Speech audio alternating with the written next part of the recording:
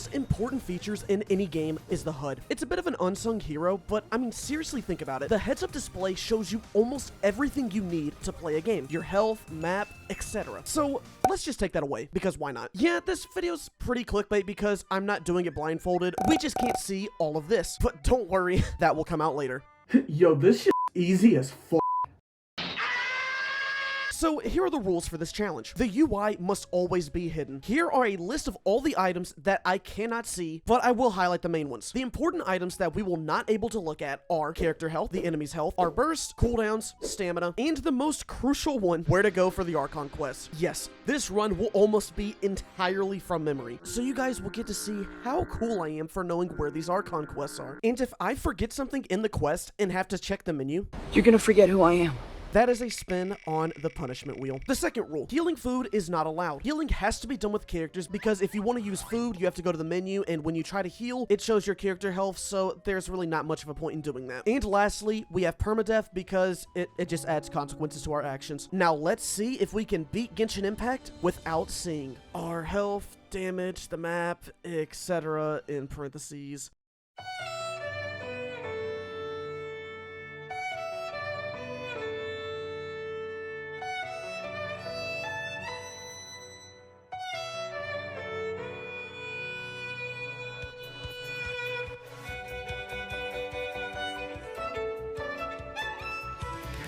We start our journey with a choice. Selecting the twins here doesn't really affect the challenge all too much. In the past, the twins had their own advantages which could help, or in some cases hinder the challenge. Okay, you said Lumine has faster attacks?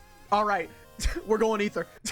But here, we're just gaming, and since I'm such a nice person over on Twitch.tv, I let chat decide, and thus Lumine was picked as our champion. As for the name, some would call this challenge insane, which means that we had the perfect inspiration. Our challenge begins at the beach, but I say that with heavy quotations. We're able to turn off the HUD here thanks to the backslash key, but Hoyoverse still insists on making us learn the rules, even if it just makes the game look schizophrenic. So I'm just gonna fast forward like 15 minutes because it's a lot of me trying to do this challenge, and Genshin stopping us to say, hey, Amber has a bow. And also, just to clarify, I am not paying attention to the story. There's an option to hide the text, but I didn't bother doing that because once you go to the next screen, it comes back. So I felt that just mashing F on my keyboard and looking at chat was the better option. Once we arrive into the city of Monstadt, when Hoyo starts to ease up on us, and where we get to see some of the issues of this challenge come into play, such as, but not limited to, stamina consumption, God f***ing damn it, not knowing whether a boss is 1 hit or 50 hits away from dying, not knowing whether or not we almost died. How dare you?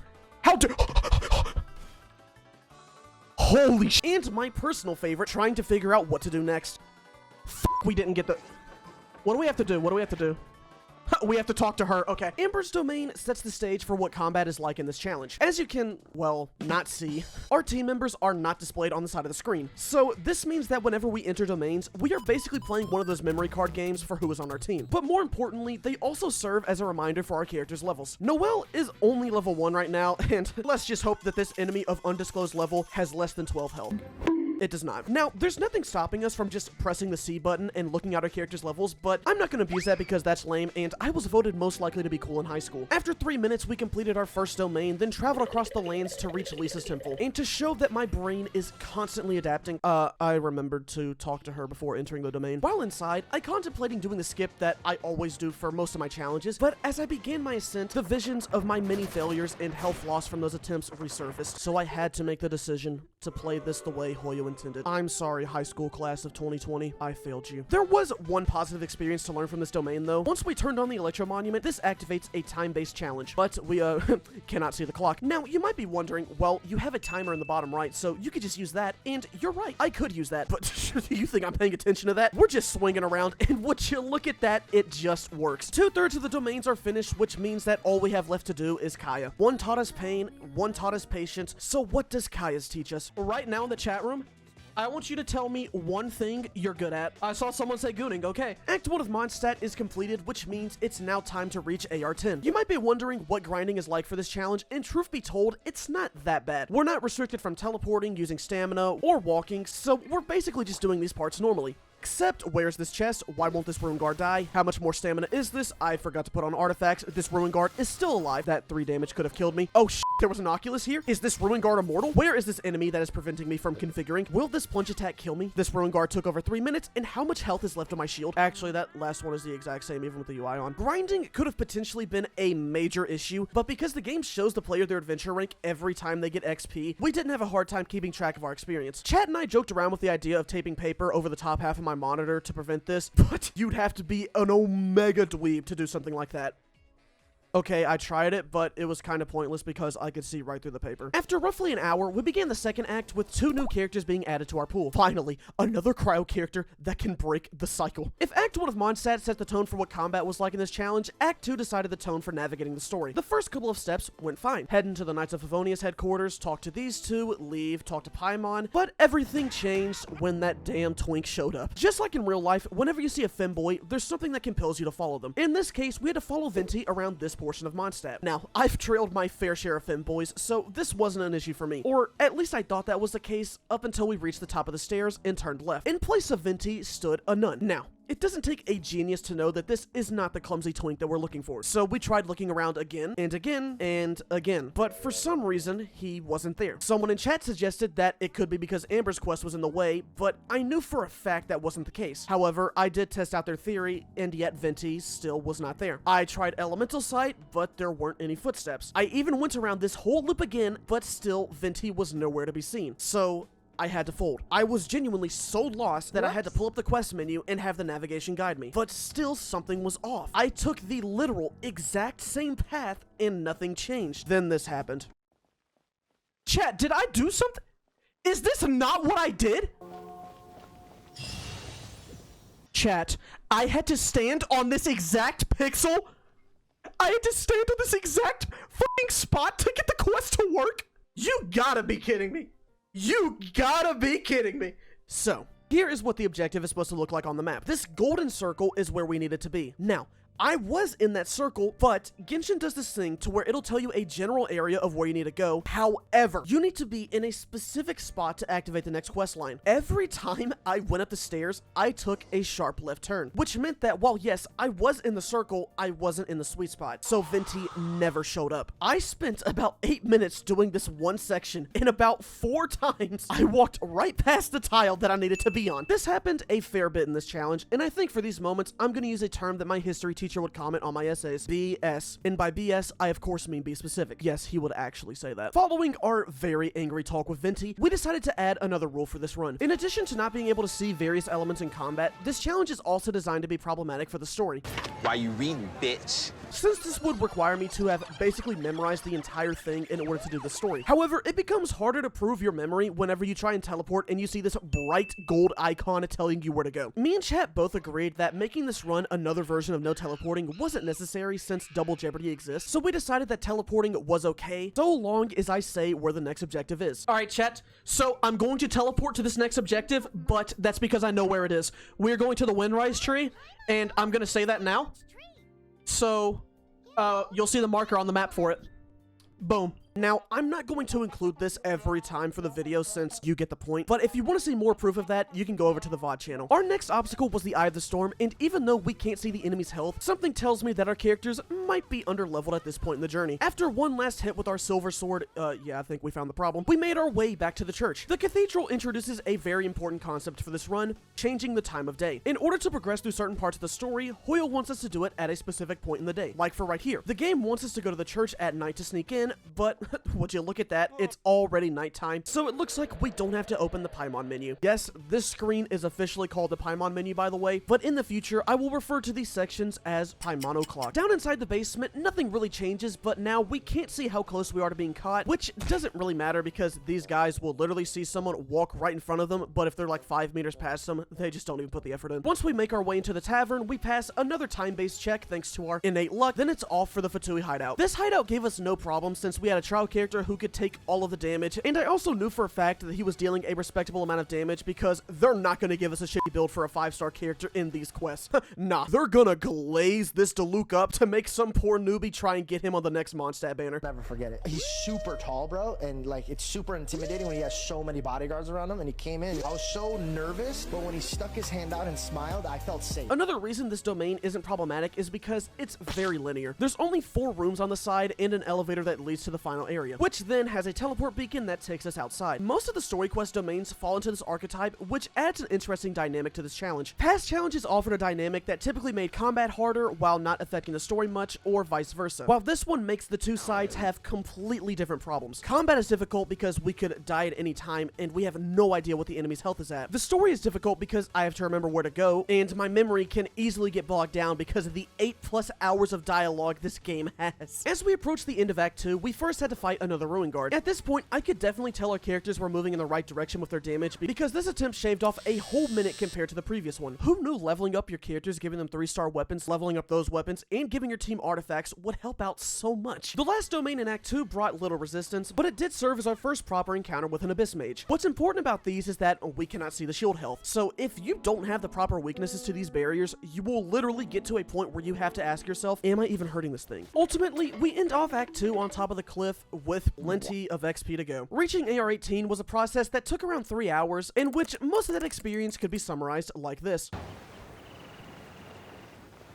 I have no idea where this chest is. At the 5-hour mark, we ascended 2 of our 4 characters, the Joker and Diona. I chose these 2 because Geo-Traveler would be useful later, and I picked Diona because I never play her, so I figured this would be a fun experience. It looks like fun and I want to do it. No, I'm doing it. Get lost.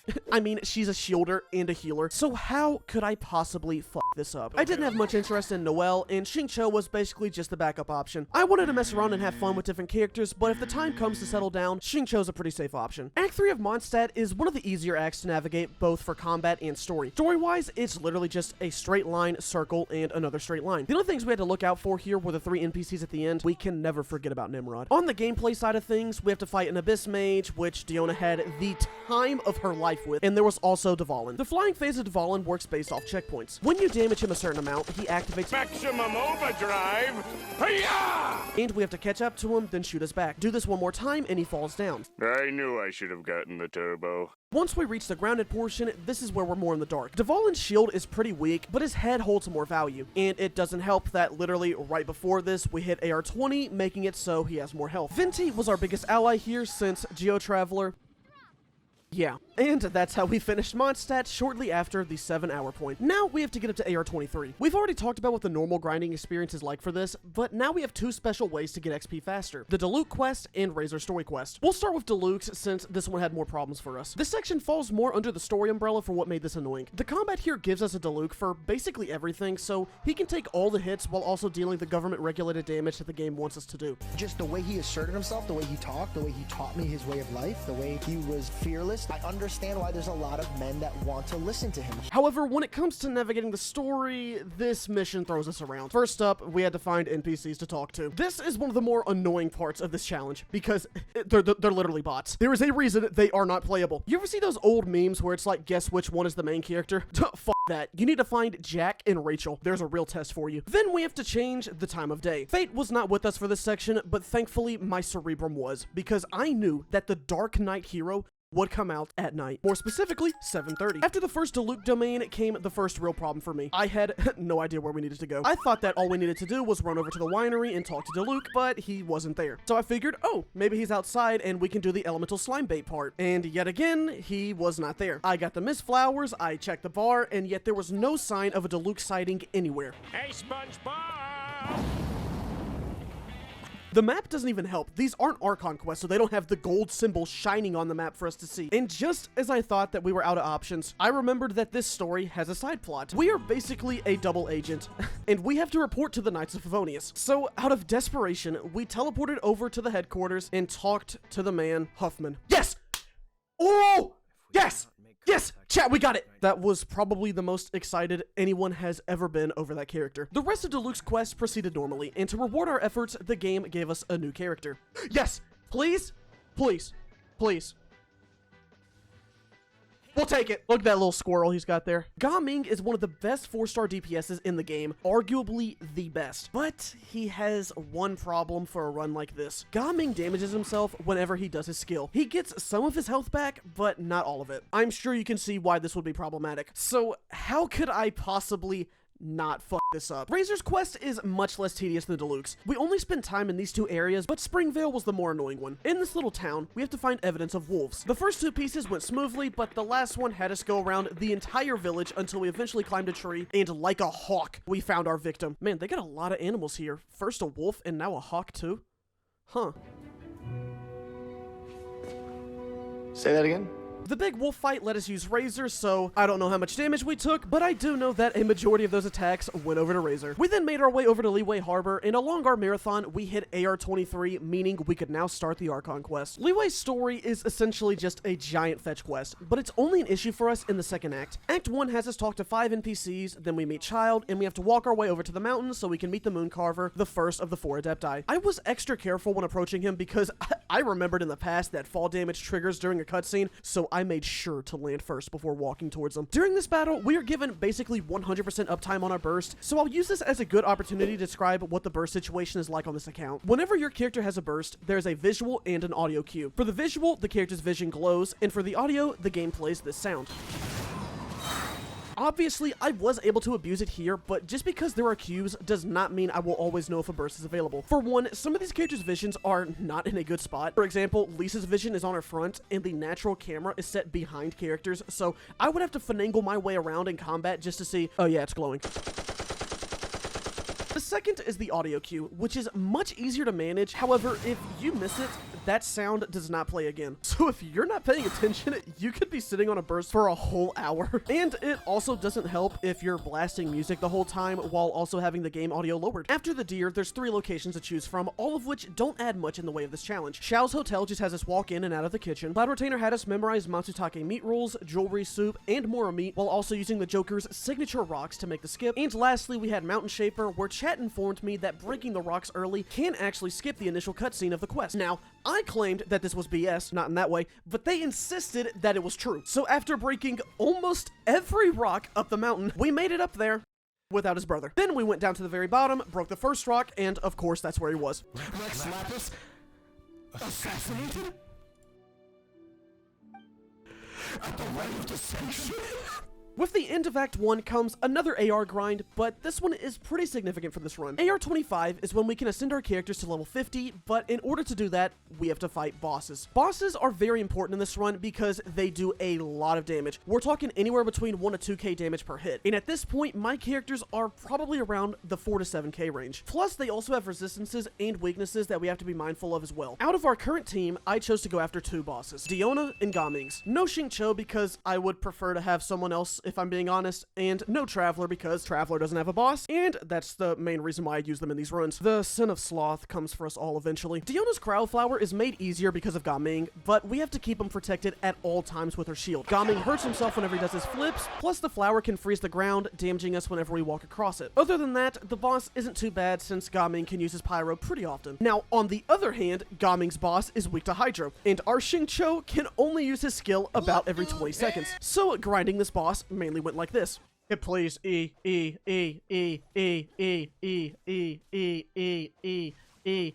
Thank you. The crab isn't hard, it's just time consuming. And these experiences were made shorter by the fact that we kept getting 2 drops.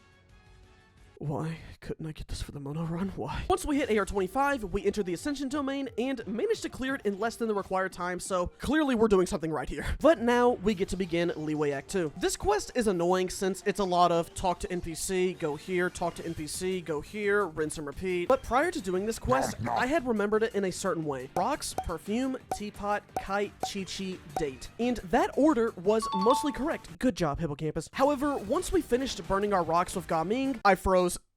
I was certain we were supposed to do the perfume joy, but the lady wasn't available at the moment, so clearly something was wrong. And then that's when chat told me about the flowers. Of fucking course, this guy wants flowers. The first time a guy gets flowers is at his funeral. Fucking head ass. So we got the rock boy his little flowers, and now it was time for a real man's mission of making perfume as a woman tells him what to do. Please, Beto. Chat, give us some Betos in the chat. Any other name, we'll get banned. We're gonna go in order for this. Chills. Chills. Chills. Chills. So stupid. Yes! Oh shit, it worked! Once we made it to the teapot, the inside of this domain fell to the might of Gaming. Gaming cleaned house here, but I will say that every time he uses his burst, I get very concerned because seeing him get 2,000 health from using it makes me think that my little boy is one bad accident away from dying. After the teapot, chat was wrong in thinking that Chi-Chi was next, so I had to demonstrate to them my just monumental, colossal brain size by informing them that the kite store was next. Tic-tac-toe, and later we fight off some treasure hoarders, then this happens. He kept saying, they call me Tony Hawk, they call me Tony Hawk, because he kept saying he was kick-flipping materials whenever he, What the fuck just happened? That's what I was gonna do. I was gonna do that, and then I came back and what you doing? Oh, nothing. Finishing off the second act, we had to use the Paimano clock and change the time to 7 p.m. because I never forget the time for dates. Yes, ladies, yes, it is true, it's true. I swear to God, this girl be tripping. Before we can begin Act 3, we need to get some more XP, and I felt the best way to do that was through the Xingqiu story quest. Given that I've done this quest in the past for the no teleporting run, I was very familiar with their game in regards to how many times we have to go back and forth between this city and Chang the Nine's house. So what was the issue here? It wasn't the combat, it wasn't figuring out where to go, and we were proceeding through the story normally. Or at least, I thought we were.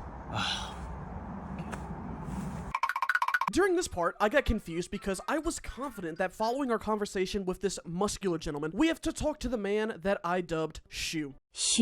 But Shu was not in his natural habitat, that being in front of Liyue Pavilion. And the reason for that is because I messed up. Turns out, what I was supposed to do was go over to the tea area, talk to Xingqiu, then Shu appears by the pavilion. Yet for me, he still was not there. And that's because when we first talked to him, we activated the camera quest. Now, what's in this quest? I could not fucking tell you. I didn't study for this shit. I had no hopes of doing this, so I had to take the F. And then you got the F students. The F students are inventors. They're so creative. 2 mess-ups in 1 story quest. I can't believe this quest has given me such massive issues in 2 challenges now. The Xingqiu story quest. Now we've reached the finale of Liyue. Act 3 is one of the easiest quests when it comes to navigating through the story. However, there were 2 specific moments that I made sure to remember, simply because they are probably the most forgettable parts in any Archon quest in this entire game. The first one of those moments comes after the Animo device and Millilith guards. Before entering the Jade Chamber, Paimon insists that we bring a gift to Ningguang. And for this gift, we have to go down the mountain, kill the Hydro Slime, grab some flowers, and just stop a human trafficking case. Useless crap like that. Once we wrap our gift, we head up to the chamber and immediately jump off to do the worst stealth takedown of all time. Right foot creep. We got recognized by the pyro sniper, but the other Fatui agents must have been doing the no hearing challenge because I don't know how the fuck they didn't hear one of their guys getting their ass beat. Shortly after the loudest assassination of all time, we sang to some flowers. Why so serious? We then adventured back into town to drop off Zhongli and made our way to the next boss. This was the second story boss, and honestly, there wasn't too much to worry about here. Gaming was just doing kickflips on him, and the only move I had to look out for was his nuke. But my main worry about ending this quest was Osai. Not necessarily him because he's low-key a bit, but rather the onslaught of Fatui agents. This is problematic because we have to defend the turrets from getting destroyed, and we can't see their health. This was probably the most paranoid I've ever been in this run up until this point, because if one of those turrets dies, we lose. Like, we just straight up lose. So whenever I see a Fatui banging on the turrets, we gotta get them off it, because those are one of the worst ones to fight against, because when they get their bodies on the turrets, they stay on it as long as they can. Come on. And I can't tell if they're hitting it for ones, tens, hundreds, or even thousands. But just like most problems in life, it turns out that I was just overthinking them. Yay! We love life lessons. Body going through tough times. Believe me, been there, done that. After this is where the next useless moment comes in. Before going to the bank, you're supposed to talk to this lady about where Zhongli could possibly be, even though the last time we saw him was next to a Fatui guy, so I think it's a pretty easy set of dots to connect, but whatever. Ultimately, we ended Act 3 of Liyue at the 15-hour mark, right after we laughed at Doro for fishing in the year 2025. Could you imagine, guys? The 4th day of this challenge consisted of us doing 3 quests, Jade Chamber and both Dainsleifs. Navigating through these quests weren't going to be too much of an issue since I know them well. A little too well. I think we go back up here because this should be where we meet Beidou and Yunjin. Chat, I'm cooked. Chat, I'm so cooked. Oh my god. The J Chamber quest has 2 sections of combat, but since we have a trial version of a 5-star character, this was going to be easy. She died. My curse Yeah, Xingqiu was our first death, and before you can even say, wow, MistahFeet, you're so funny and attractive, but the first death in this run was a trial character, that's kinda underwhelming. Diona also died. Yes, the first real death from our team came from a character who can heal and apply a shield. Gaming is still alive. The problems from this domain obviously included the abundance of enemies present, but also these devices. These mechanisms have to be destroyed in order to progress, but they have a defense system that shoots out lasers every 5-ish seconds, and these lasers do damage. It also doesn't help that we can't see their HPs, so we have no idea how much progress we're making. And because Xingqiu was out on the field for, like, almost his entire domain, she took a majority of the damage from the lasers. As for Diona, I honestly have no idea. I thought she was safe because of the shield, but clearly I was wrong. The other combat section was based, which gave us another Xingqiu to use, but I'm a good boy who plays by the rules, so we used the team of GeoJoker, Gaming, Xingqiu, and a very underleveled Kaya. One of the more underrated metacomps in the game, if you ask me. This fight took about 6 minutes to do, which may not sound too bad, but when you fight an enemy without seeing their health bar, it quickly makes you question how much longer a fight will be. And if you look at the rules of comedy, you'll notice that when I asked this on stream, that's when we were finally able to make some progress against this enemy. Actually, how in the fuck have I not gotten a single head? Okay, like, this is actually blowing my mind. Okay, finally.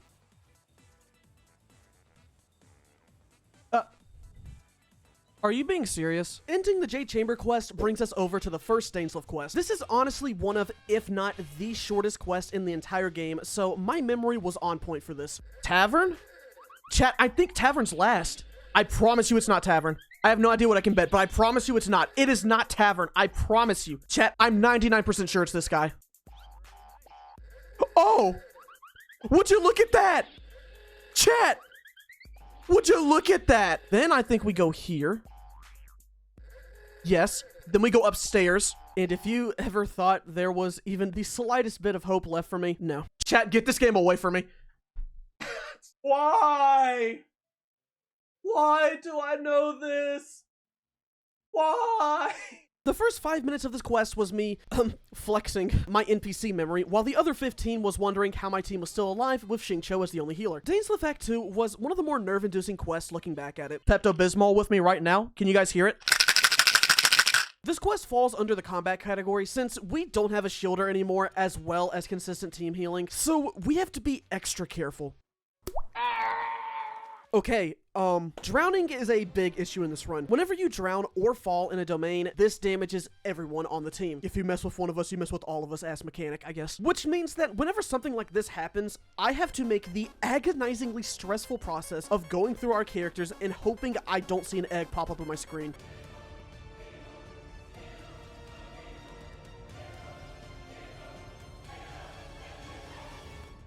Oh, thank God. For the actual combat in this quest, we encountered more issues. The first one being, we have to now try and find some of the enemies, and the latter being a lot of damage. This was probably the most vulnerable we've been in this run so far. No shield, no heals, no bow characters to shoot down the Rowan Hunter, Hilly Churls firing arrows at us, Abyss Mages teleporting and dropping crystals, and missiles raining down. We just got out of 3 traumatizing experiences, and this is how they treat us? God, I know, right? Guys are the worst.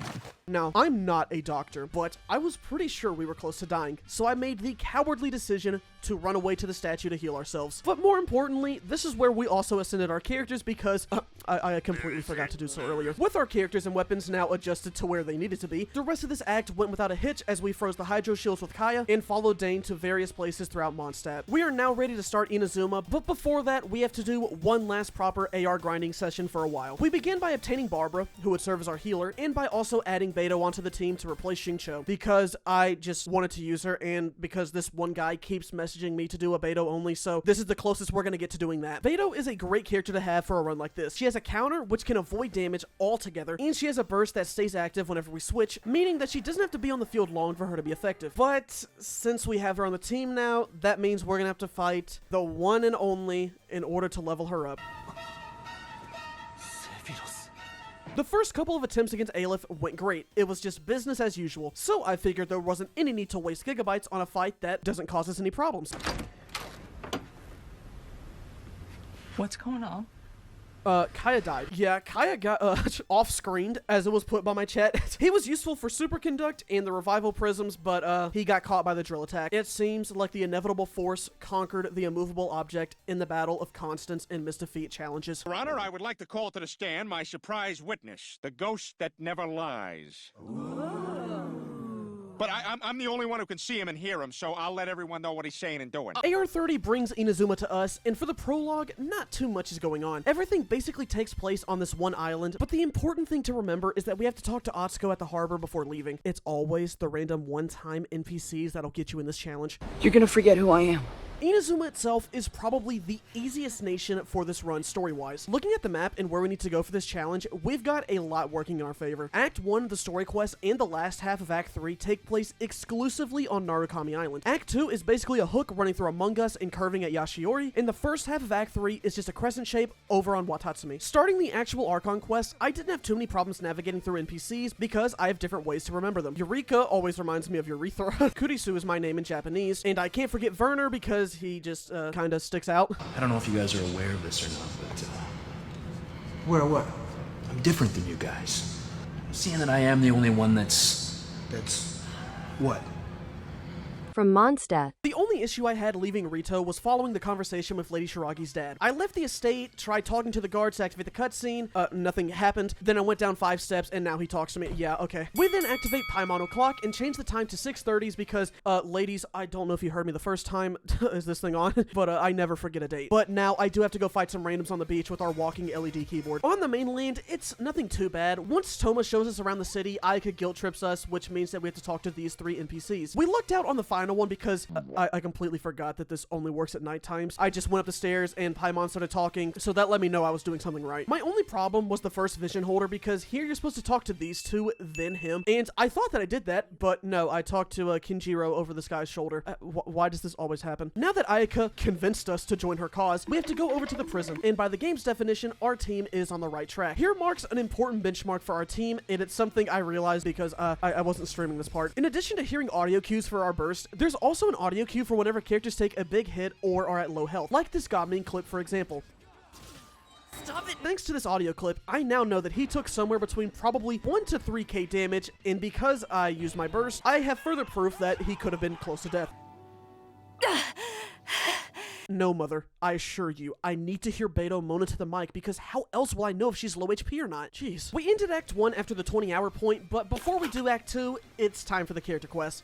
Yo, come on, man. I can't have shit in this house. First up is Ayaka's because she basically forces you to do it once you leave the tea house. I didn't have any difficulties with this since the first half of it is just yes, honey, and following her wherever she goes. But after I had to make pizza is where it began to all fall apart for me. I hope y'all don't mind if a white boy speaks a little Italian.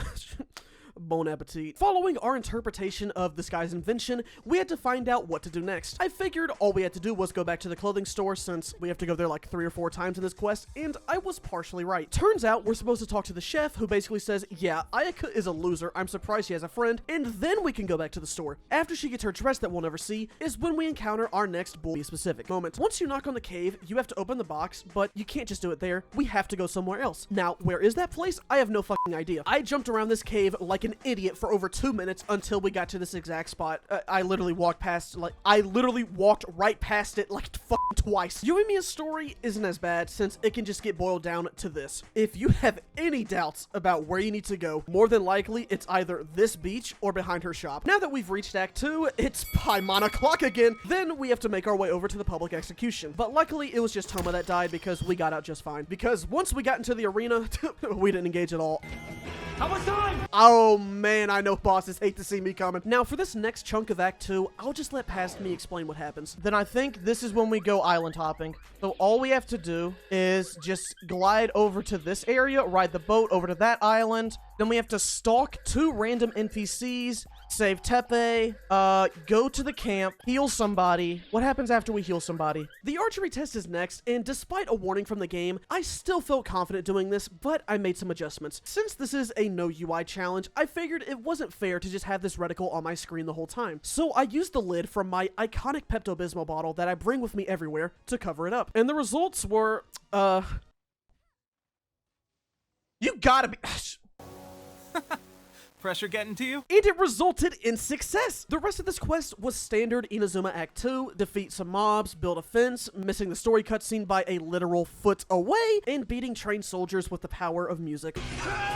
This music sucks! Act 3 began with us making our way around the curve until we reached the Electro Pillars, and I proceeded to explain the rest of Inazuma. We do the Electro Pillars, talk to Kokomi, watch Teppei die, Delusion Factory, talk to Yaimiko, Shogun training round 2, go back up to the top, meet with Sara. After we talk to Sara, we go into the forest to meet with Sayu. After that, we go over to the tea house to talk with Ayaka.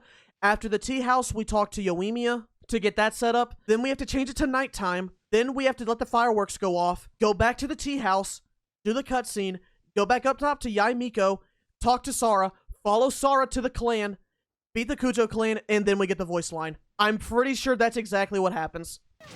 What the fuck? If you thought there was any hope for me, just look at the length of this video. We activated the monuments with Electro Traveler and Beto, while our Gaming just barely managed to survive against the Electro Bigatro. I actually have no idea if he was barely clinging on to life or not, but I feel like it's better to be said that way for dramatic effect. Next, we had the Delusion Factory, which is where shields begin to become more of an issue for us. Our team is good against basically every Fatui shield, except for the Electro ones. This room was one of the hardest parts of this challenge at this point. The Animo Boxer constantly protects one of the other agents, the Hydro Gunner heals, and the Electro one hits like a motherfucker. So, what was the strategy here? We needed to separate the hammer away from the gunner. In order for us to stand a chance, the gunner has to go down first, and we can easily do so with the Beto Burst. The Animo Boxer is either going to die with the gunner or before the hammer, since all he does is run to his teammates and vacuum punch you, which leaves us now with the hammer. We have nothing to really help against the shield, so we just had to kill him. If you watched the VODs, you may have noticed that throughout this challenge, I would ask, when is this guy gonna die? And looking back at some cases, they weren't all that bad, but this one, nah. This shield literally took 3 minutes. The rest of Act 3 went according to plan up until we stumbled upon the fireworks. During this part, we're supposed to meet with Sayu behind the statue. She was not here. So we figured it was Paimon o'clock and set the time to 11:50, but nothing happened. Now I knew something was up because Sayu was supposed to be here. We went back to the tea house to double check that I missed something, and Ayaka basically just told us fireworks are better at night. So we went back, still at nighttime by the way, yet Sayu still was not there. Something was not adding up. So I went back to the old reliable Paimon o'clock, and yeah, so it turns out we were supposed to do this at midnight. I was literally 10 minutes away from this quest, which translates to 10 seconds in real life. Signora is the penultimate boss in Inazuma, and going into this challenge, I knew she was going to be a problem, more specifically the pyro phase. With the weather being such a dominant aspect in this fight, damage was inevitable. And even though I went into this with full health, I knew we were definitely going to be in pain. However, there is one redeeming quality about the weather for this fight. We will always know whenever the bar is maxed out. When this bar is maxed, the edges of the screen have an effect, and there's also an audio cue that plays. So with this information, we have a guaranteed way of knowing that, hey, Beto could die here, go to a corner. When the weather isn't being problematic, the strategy then shifts to playing close to Signora. The witch has more moves to attack the player when they are further away than when the player is right on top of her. So I used this to my advantage and stuck to her whenever I could, then retreated to the edges when we were glowing. This resulted in the fight lasting longer than I was comfortable with, but it finally ended with the combo of Beto Burst and Barber Autos, which is basically just Beto Burst.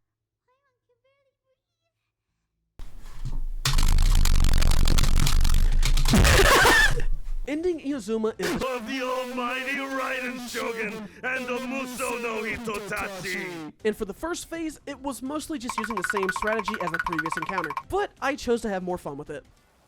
Bitch. Bitch. Bitch. Bitch. Bitch. I was about to say, she's gonna let me keep doing that? Once we got the buffs, it was time for our walking epilepsy trigger to do his thing, which included many flips and large damage numbers like 11k. Gaming was in no threat of dying because of his self-healing and the constant healing that our pocket charm gave us. Thanks to our light show, the Shogun was defeated and we finished Inazuma after 24.5 hours. The Chasm quest serves as the calm before the storm, since this is probably the easiest quest for this entire run. The route is extremely easy. The enemies have shields that are weak to our team, or at least I think they are. Barbara dealt with the electro shield since I thought she did fine against them in her video, so she was the best option we had here.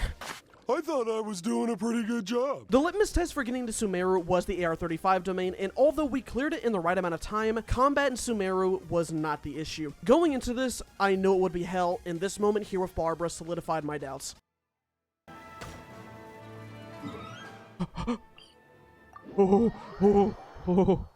Fastest teleport in the West, you're not killing my only healer that easily. In this challenge, Sumeru onwards is when the difficulty heavily shifts over from combat to story. This is when the yapping becomes very noticeable, but why this is a problem for the challenge is that, for me at least, the yapping starts to overlap with itself. In the past, it's usually yap, go do this, yap, go do that. But from now on, it's yap, go here and yap, then go here and yap, so it's hard for this cerebrum to store all of that knowledge. Land of Dendro? Nah, this is the land of Bulby specific. Now, I'm not going to go over every bit of story because that would add like another 2 hours, but I will include the major parts and the Bulby specific moments. Sumeru Act 1, fuck this act. I thought this was going to be one of the easier acts in the post-time skip era, but no. This story can be divided into 3 sections: Gandharvaville, Sumeru City, and Port Ormos. Gandharvaville has a simple enough story, it just takes place in this small circle, but this is one damn specific circle, and my problem with this area comes from Kale. We have to help her adjust some lamps, so I follow the path, go to the statue, yet Kale is not there. I went up and down this trail 3 times, but nothing happened, until I saw this one lamp over in the grass, and that was it. Apparently, this lamp can't be activated from the road, but the other ones can. Okay. The other small talking points in this village include Paimon O'Clock, the tree domain, and ultimately leaving for the city. The city is yet another small circle, but the important steps to remember here are talking to these 3 NPCs. After that, it's just the usual dinner with Dunyarzad until we have to go to the bazaar with Nilou. Once we reach the stores, Nilou shows up and we have to talk to the theater folk. Now, I hold no grudges against theater kids personally, but Nilou can fuck off. This was yet another bullshit specific moment since it just didn't trigger because I was too far to the left. Like okay, really? I'm heading over to the port. This section follows its predecessors because it has its own sprinkle of bully specific. Remember who you are! Port Ormos started off fine. We stalked some scholars, talked to Alhaitham, and started our conversations with Dory's merchants. But just like in real life, the fun stops whenever the police show up. Matra, run! Normally what happens here is 3 cutscenes that occur after certain checkpoints. And here I am, passing all of the checkpoints, yet Dory is nowhere to be found. By now, we can both easily determine the issue for this. It's just a matter of where did it happen. Here, the smallest platform available. Are you fucking kidding me? Ending off Act 1, I can thankfully say there was no more bully specific moments to be had because I was prepared. This part could have easily tricked average gamers, but alas, I'm not one of them. My memory always recognizes this as the first time ever in Genshin story where they require you to wait 2 days, and for some reason this will be a common time length for quests in the future. But to actually finish this quest, Gaming gets to dunk on an Eremite, and he gets a little bit of extra airtime here thanks to the Geospikes. I don't think it would have worked like that, but go off, King. Now we have Act 2. In almost every video I do, I just skip past this part because it's just story. Unfortunately for me, part of this challenge is knowing the story. Since I've done this act at least more than once, I was confident going into it. I fucked up on the first Dunyarzad section. After that slip up, the next cycles went fine, and then we reached the Nahida section. I only struggled with the first part since I was just running around like an idiot, but once I found the right guy, everything went smoothly. This portion of the quest is literally a 50-50 of whether or not you have to go somewhere else or talk to Nahida. Also, I had to memorize the test answers, and you would think that someone like me would have no problems with that, so please just keep thinking that way. Act 3 is the odd child for the Sumeru family. In case you haven't noticed, I'm weird. I'm a weirdo. The first third of this quest takes place in the small road, and it's literally impossible to fuck this up. All of the NPCs here are used, so we literally cannot get stuck. As for the remainder of the quest, it's just defeating Eremites, leaving the village again, fuck you Kale, going to Party City, and finishing off in the desert. But of course, it wouldn't be a Sumeru act without a little bit of bully specific. Bullshit. Act 4 brought us problems, but it didn't plan on me bringing solutions. I memorized this act into 4 sections: Sino, Dia, Alhaitham, and Group. The Sino portion just makes us watch him scare off enemies and follow a child. Dia section starts off at the house, then we go to Caravan Rebay and climb a hill. Then Alhaitham takes us to the hospital to fight a Geobiggy Churl. I felt confident that Gaming could take it down, but when I saw that our burst healed for 3k, I swapped him out because for all I know, that could have put him at 4k health, aka I'm in danger range. Now we've gotten to the final section, the Group stage, where we just go into the desert, desert, return to the village, Paimon o'clock again, then it's back to the desert. Inside the pyramid is where my nerves for combat started to disappear. Enemies were vanishing left and right, thanks to our accidental Hyper Bloom team comp. I say accidental because the Joker's only Dendro because we needed it for the pillars, and I forgot to go back to Geo. But yeah, it seems like so far I've been overestimating my enemies since I Barbara bursted out of fear, only for nothing to happen. Minus aura points here for Gaming though. Bro called for the alley-oop and just completely missed. Alley-oop. Alright, Act 5. The longest quest we have so far, but weirdly enough, this is the one I remember the most of. Similarly to Act 4, I've memorized this part into sections. To my knowledge, psychologists call this process chunking. Act 5 sections are Alhaitham, Sino, Dia, Group, Traveler, then finally, Party. Alhaitham's is by far the easiest. Literally all you have to do is walk over this bridge, then go over to the treasure hoarder camp, and you're done. Sino decided to one-up Alhaitham by making us do 3 things. First up, we meet up at Caravan Rebay. Then it's Paimon o'clock, and we ended off with some Eremite battles. Alhaitham had 2, Sino had 3, and take a wild guess as to what Dia brings to the function. 5. We started out again at Caravan Rebay, where Dia quite literally tells this young woman she should smile more. But when I do it...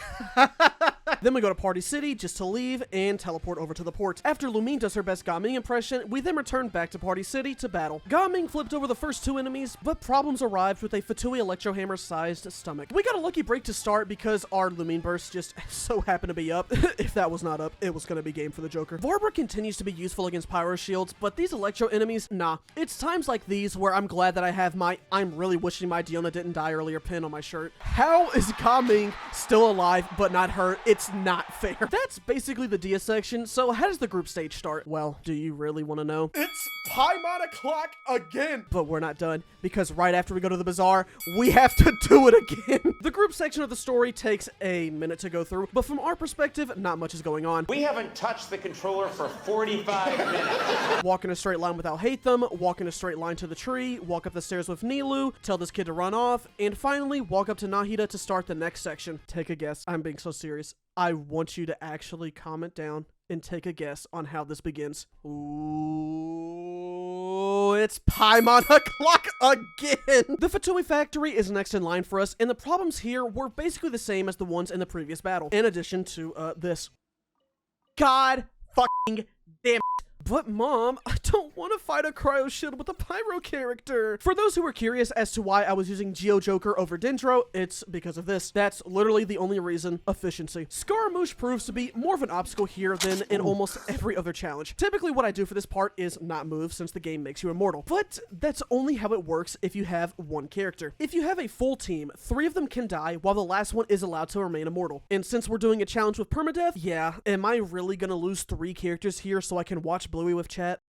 Okay, I didn't. I swear, I didn't. Felt like a dad putting on a kid's show just to keep them busy as we're having to swerve through busy traffic on a highway. I'm not the stepdad. I'm the dad that stepped up. The main phase finally gave us access to a trial character again after like 12 hours, which is pretty understandable after the Shinha incident. Fortunately for us, Nahida did not follow the same fate as her predecessor because she was able to tear through Scaramouche, and once she made him kneel, we shredded through his health so fast. We killed him in 16 seconds while an Electro Hammer deadass takes 3 minutes. Next, we had to go through the polluted islands, but Nahida chose to not help us here, which, you know, I respect her decision. Geo Traveler was the MVP for this section because we tried to do the skip past the wolves and we nearly fell off the map, but thankfully we were able to steer back and climb our way up. And of course, after a potential near-death experience, my first instinct was to do it again, which worked in our favor, but not in the way that you would think. So what happened here was all of the wolves followed me and fell off the edge, which killed them, and this caused the game to allow us to pass. This concludes the Traveler section of the act, so now it's time to party. For the celebration, we start in Gandharvaville, then head over to the bazaar since Nilou wants to get the band back together. The first stop is the Academia with Alhaitham and Kaveh. Okay,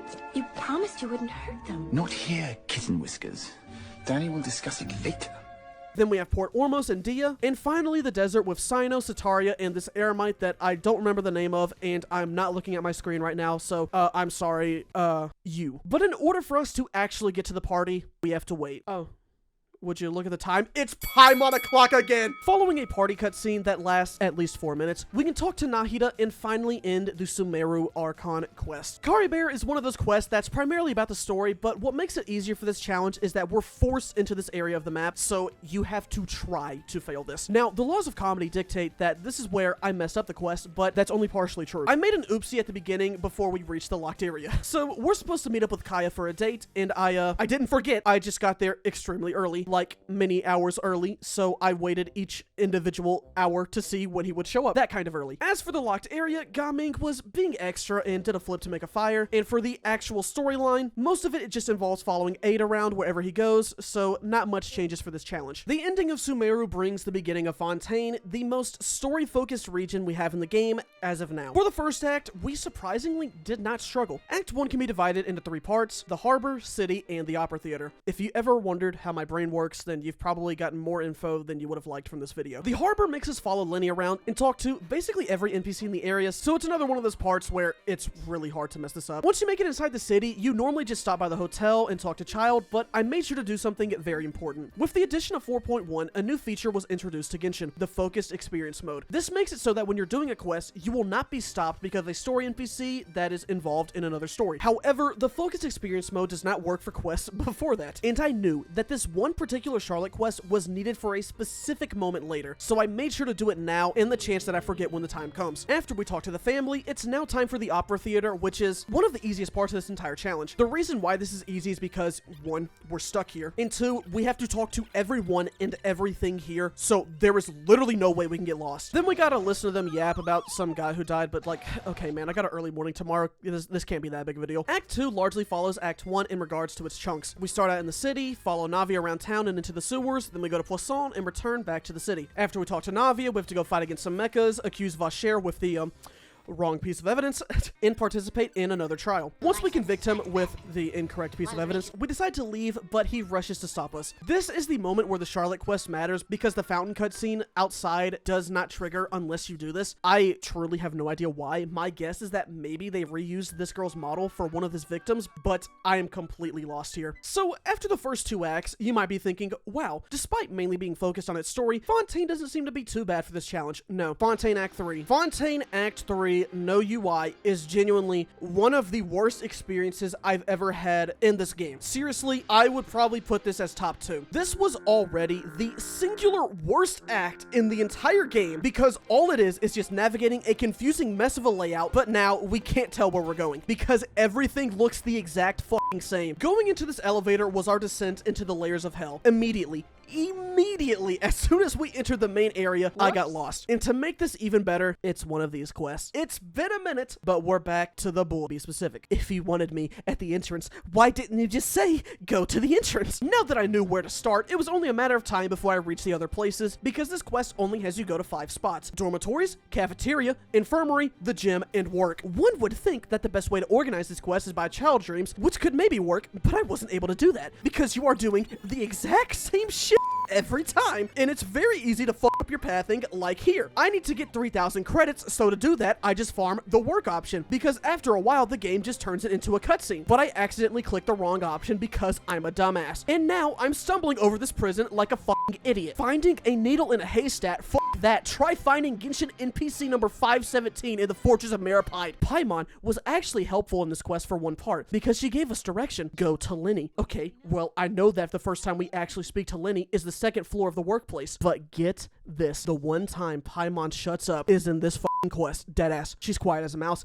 I genuinely had no idea what I was doing for most of this. I'm just walking around and bam, there's Siege Wing, so I must be doing something right. I wish I could talk more about this quest, but it's really fucking hard to describe, but I think I found the best solution. I'm assuming most people watching this have played Fontaine Act 3. Now, just remove this part of your screen. Literally, just remove that and try it. I know it sounds head-ass because I'm just describing the challenge that I'm doing, but trust me, if you've done this quest, you can tell how ass this is. I'm just walking around doing shit, and oh, we got the blood juice. This, I know for a fact, is a sign. It means we're almost done, because now we have to talk about the cannibals, go look for the cannibals, and then we're done. Take my ass to bed and away from here. Act 3 is done. Holy shit. Act 4 is not nearly as bad. Despite taking place in the exact same area, this is much more manageable for me since I have direction. Outside of the first couple of NPCs and a bull, be specific moment beside our bed, Okay. This quest mainly just has us follow Lenny in the workplace, infirmary, and to Risley's office. After that, it's Fremine, then we get to see the vault opens, go to the theater, and we're pretty much done. Yeah, even though we're in the exact same fucking area, this quest is like 10 times easier than Act 3. Fontaine Act 5. Alright, now we're back in my comfort zone. I think we talked to the receptionist over here, then we talk to Risley. After Risley, it should be Nouvelette, and then after Nouvelette, we go to Navia, and then we learn that her friends died, and then we go into the ruins. I think that's the first section. Yes. Despite being the finale, this quest is maybe the easiest Fontaine act to navigate through. I actually had a way to remember this quest, and this was another act that I divided into 3 sections. The first third, I basically just explained to you. Then there's the middle section and the Farina part. If you couldn't guess, the section I had the most trouble with was the one with no nickname, but we'll get to that after this domain. Now, even though we can't see levels, I'm pretty sure we aren't supposed to be doing this now. The best way to compare this is that we're getting drunk. I'm talking hammered. Yet the game did not want us to drive. They gave us all the signs to make us quit, but you can't stop God's favorite driver. At least, that's what I thought until the blue lights appeared. And by blue lights, I mean this room. This one singular room that had always ruined my fun, caused much pain in my runs, shows its face again. So, what was the move here? Do we pull over, or do we prove the sober heads wrong? I think we both know the answer to this. The plan here required self-control. Do not use a burst until we see a ruin guard use this move. I'm not sure what my character's health is, but I know that rockets dealing 8k damage could potentially kill us. Now, even though this required self-control, that doesn't mean that I always followed it. In fact, I had some very risky plays, which included just pressing Q during the rockets and hoping that would work. And believe it or not, it did. I really did not want to mess up here. Not just because I like these characters, but because if we failed, that would be like another hour or 2 of grinding just to level them up. And if we lost Barbara, of all characters, this run was GG. This girl needed to be protected, and I was even trying to look at her vision mid-fight just to see if her burst was ready. But after 3 minutes of running in circles around this cop, Beto finally got to avenge not only herself, but Kaya, Fischl, and that other person that I can't remember right now as I'm recording. With this area concluded, we now reach the part of the quest that I have no idea what happens here. I had a vague idea, but thankfully the game saved me twice. Thank you. The first instance came as we left the ruins because they teleported us back to the sewers. Now that we saw Mona's first appearance in any Archon quest, my memory was starting to come back to me. I knew we had to go up to Nouvelette's office to witness a fight, and then the game saved me for the second time with a teleport over to Poisson. Thank you. But we reached yet another issue. It's either we go into the city of Fontaine, or we go to the sewers and look at the T. All right, chat, I'm not going to teleport because I'm going to have to learn the hard way. Instead of risking it, I played it safe and just swam over to the city and talked to this newspaper stand. Since no cutscene activated, I knew we were safe to teleport down to the sewers. Following the tea being spilt, the main city was the next logical area to teleport to. This little section here requires us to go to the newspaper stand, hotel, and Steambird office, all of which went fine until Charlotte refused to show up. I checked every tile just in case this was a bull be specific moment, but she didn't show up. And even the fabled Paimon clock did not work here. So I knew there had to be one last obstacle, a person that we needed to talk to. You're gonna forget who I am. Even though we just solved this problem, another issue was on the horizon. After the game takes us to the sewers, I knew we had either 2 places to go to, Nouvelette's office, or we begin the Farina section. And because we're in the sewer, the best way to check is with the map, but since I don't know for sure, this was risky. I had to pick one. This choice would result in either a spin on the punishment wheel or a gateway to the end of this act. I was way too scared, so I began the slow descent up from the sewers until a chatter gave me a great idea. Hold on, chat, you know what? Risk it. You're right. We are gotcha gamers. We are fucking gamblers, okay? We are going to risk this. Farina, I'm putting everything on you. Hold up, chat. I know what video I'm pulling up. Farina, please. Farina, please, if you can hear us. Save us. Please be at Poisson right now. Please. I'm gonna press the map button. Farina. Yes! Let's fucking go! Oh, shit! We won the 50-50, we chose wisely, and we were safe. Never stop gambling. With the teleport over to Poisson, the rest of this quest is basically on autopilot. Seriously, the game takes us over to the Opera Theater, and for the next 40 minutes, we stay there. Yes, I timed it. The actual ending to this quest was also easy. For the whale, our damage did not matter. The first phase just requires us to hit the whale a certain amount, while the second phase just makes us live long enough to use 4 attacks. After that, it's the government mandated talk to everyone we met in the story part of the Archon quest, which made us go to Poisson, Fortress of Maripide, Harbor, and the Opera Theater in that order. Fontaine Act 5 comes to a close, and so we begin Sumeru Act 7. I'm calling it this not because it takes place in Sumeru, but rather because it's structured like a Sumeru quest. And no, I'm not talking about that fucking clock. This is structured like a Sumeru quest because it forces us into a small area, and all we have to do is talk to NPCs. As for the combat, the first area with the Abyss Mages didn't hurt us too much because of our idol and her fucking sign language interpreter, I guess. Next, we had the domain where we nearly lost our Gaming, and I know for a fact that he almost died because I recognized that groan. Stop it now! The quest ends, sadly for me, with a mistake. He doesn't have it. He's got squat. Because out of all the characters in this game, I somehow forgot about talking to Bahram.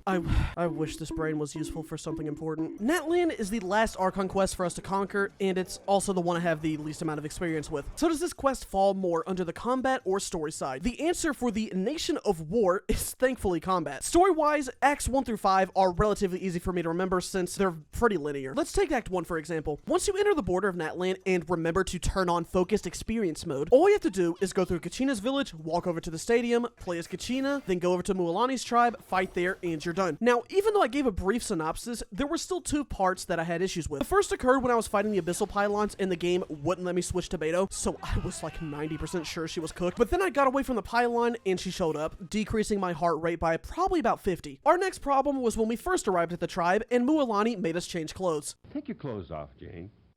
Oh, shit.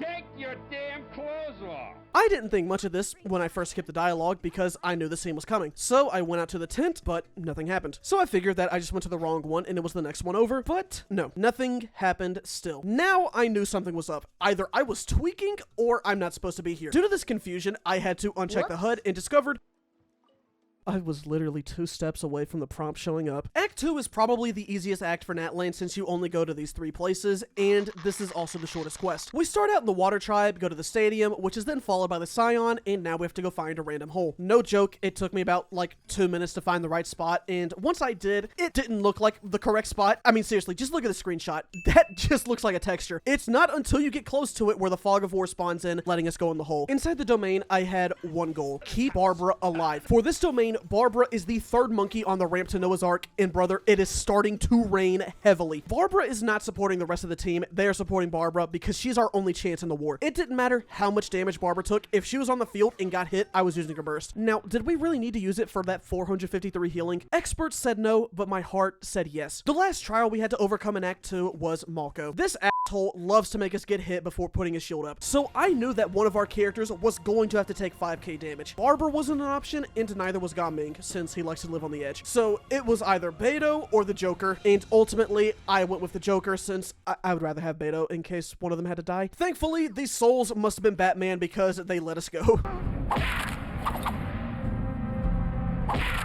No, one more punch would kill you. And I won't kill you. Natlan Act 3 will be a bit of a speed read since nothing really happens. There's 3 locations total: Stadium, this place, and the Geo Tribe, most of which includes either talking to Shalonen, Sitlali, so again, not much really happens here, unlike her twin, Act 4. Natlan Act 4 is probably the most combat-sided quest in this entire run. Story-wise, we only have to go to the stadium and this mountainside. Throughout the majority of this 2-hour quest line, we are going to be fighting, so let's just go ahead and get to the combat. From an elemental perspective, our team works against most of the shields, so dealing with the crowd gunners is not going to be much of an issue for our Gaming. Now, from a level perspective, we are definitely falling behind. Most of our team is level 70, while Barbara is just chilling at 50 because fuck Oceanid. Yet, even with our team being weak, we didn't have much issues with combat. In fact, we haven't really struggled much since the ending of Inazuma and beginning of Sumeru, so we decided to change that. Following another mess up on my end, I want to say we have to go sleep in our little house, our little hotel room. Whoops.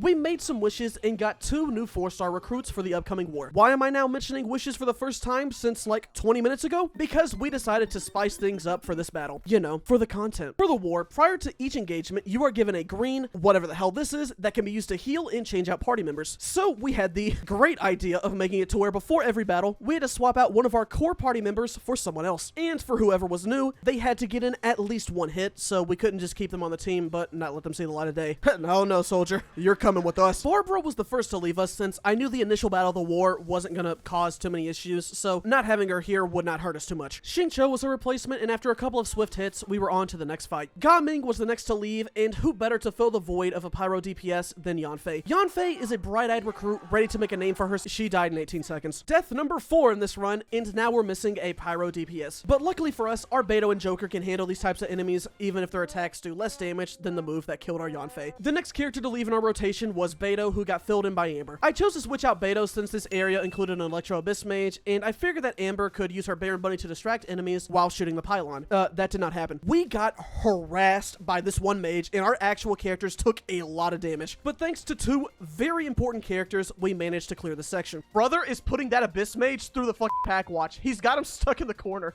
Barbara just had to casually put this entire run on her back. You know that meme image of the two arms like buff as shit, like doing a handshake? If you can do that with Barbara and a Geosaurian, that would be chills, I think. Battle number 4 is about to begin, which means that the Joker is the last character in our cycle, and her replacement was Noelle, since I got tired of losing characters. Noelle stood much more of a chance on the front lines than the previous 2, and while that may seem the case because of her level, it's not. It's just because she has a shield. After Noelle's battle, Kinich hits us with the "Are you ladies alright?" and we began our next encounter. For this, our rotation resets, which means that Barbara was now replaced by Lanyan. Normally, losing our Barbara at this point would be worrisome, but since we're given a trial character that can hit for 80k, I know our team is in safe hands. Lanyan died. So initially I tried to get Kinich to target the pylon, but he just wouldn't, which led to her death. Upon seeing this open grave, the remaining 98% of my brain came into use because I placed down a rock with the Joker and basically forced Kinich into this one spot, so he was stuck damaging the pylon. This particular instance made Kinich realize he could, in fact, aim at the pylons instead, so the last 2 went down without any more deaths. With the second phase of the war beginning, this meant we were gonna have to deal with more obnoxious enemies. To better prepare for this, I thought that Gaming's replacement should be Lisa because her elemental attacks would work better on Mimic shields. And they sure did. If you ever want to feel bad about yourself, just remember that I continuously use my Barbara Burst whenever she's at full health. The next battle saw us replace Beidou with Miku, who actually survived the encounter, but the same cannot be said for the Joker's replacement, Kachina, who fell to the wolves right at the very end. At least she got her 3 damage out. You got 4 points, Tristan. Come on. Oh, an effective 4 points. That 4 points was changing shit. When I was on the floor dominating, them 4 points, what was you doing?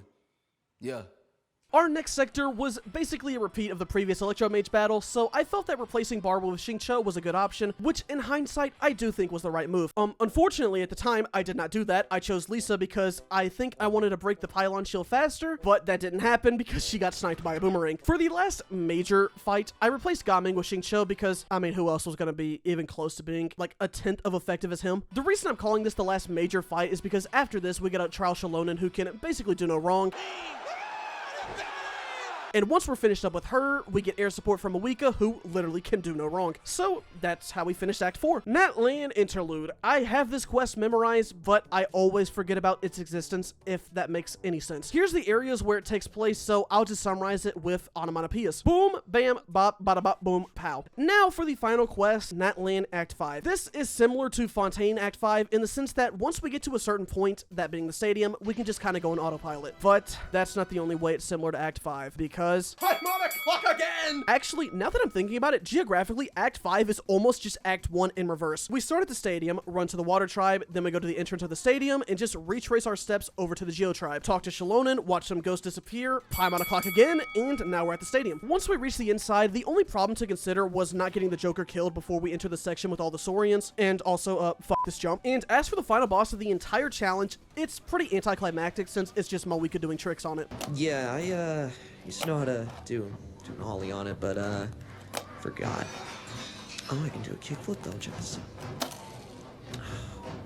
And with the death of 2,116 warriors that definitely included some of our own, we were done. After 56 hours, 9 minutes, and 37 seconds, we beat Genshin Impact without seeing our HUD, with just our memory, or without taking a bath, whatever you want to call it. Putting this on the tier list, it has potential to be the hardest challenge for normal players. Getting used to playing the game without stamina, health, cooldowns, burst knowledge, etc. can take some time to get used to, but ultimately, I did adjust to it. But where this challenge really stands out is having to memorize the story. For an average player, this run would be nearly impossible. And for a guy like me who's played the game like at least twice now, I think I did pretty good. but I did mess up a couple of times. This is a 50+ hour game, so is it worth memorizing all these different story beats? No, but I did, so you'll never have to worry about it, because I'm sure that's the biggest problem in your life at the moment. Now, let's hand out some awards for this challenge. The easiest quest goes to the Dane Chasm / Inazuma Act 4. This one gave me no problems in regard to moving around, and the combat didn't even make me want to kill myself. Most annoying quest goes to Fontaine Act 3. Fuck this. The biggest bull specific award is a toss-up between Venti's arrival in Monstadt Act 2 or the entrance to the pink ration ring. Both of them pissed me off, but I think I'll go with Venti since I walked right past it like 5 times. And finally, the MVP award goes to Barbara. It was either her or Gaming, but I felt like Barbara deserves it more since she was the last hope when it came to healing. When Diona died, there was a hole left on the team, but Barbara was the only one capable of filling it up. Gaming was very useful for damage, and honestly, the fact that he survived this entire challenge and Diona didn't will always make me feel bad, but I think this award needed to go to the support. Thank you all for watching. I hope you enjoyed it,